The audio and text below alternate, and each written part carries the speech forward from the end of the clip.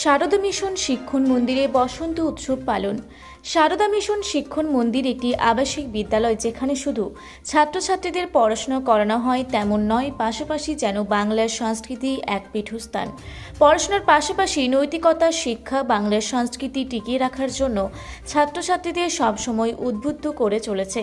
শুক্রবার দোল পূর্ণিমার উপলক্ষে এদিন বিদ্যালয়ের প্রাঙ্গণে বিশেষ অনুষ্ঠানের আয়োজন করা হয়, যেখানে ছাত্রছাত্রী, শিক্ষক শিক্ষিকা ও অভিভাবকাদের মধ্যে এক মেলবন্ধন সৃষ্টি হয়।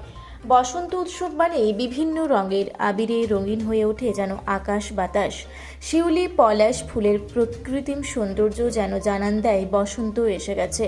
আজ আবিরে রাঙা হয়ে উঠল সমস্ত ছাত্রছাত্রীরা।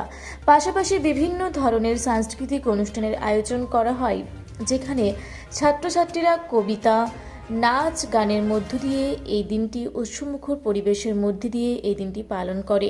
এই প্রতিষ্ঠানের সম্পাদক সাংবাদিককে কি জানালেন একবার শুনে নেওয়া যাক।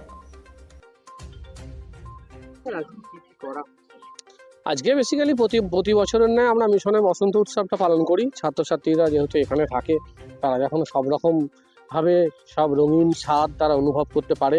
বসন্ত উৎসব এমন একটা উৎসব যেখানে সুখ দুঃখ মান অভিমান ভুলে সকলকে ধর্ম জাতি নির্বিশেষে আপন করে নেওয়ার দিন।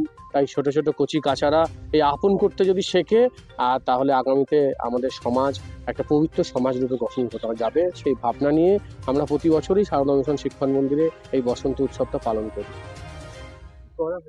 সাংস্কৃতিক অনুষ্ঠান থাকে, ছোট ছোট বাচ্চারা নাচ গান আবৃত্তি করেন, শিক্ষক শিক্ষিকারা অংশগ্রহণ করেন, কিছু আমাদের বক্তব্য থাকে।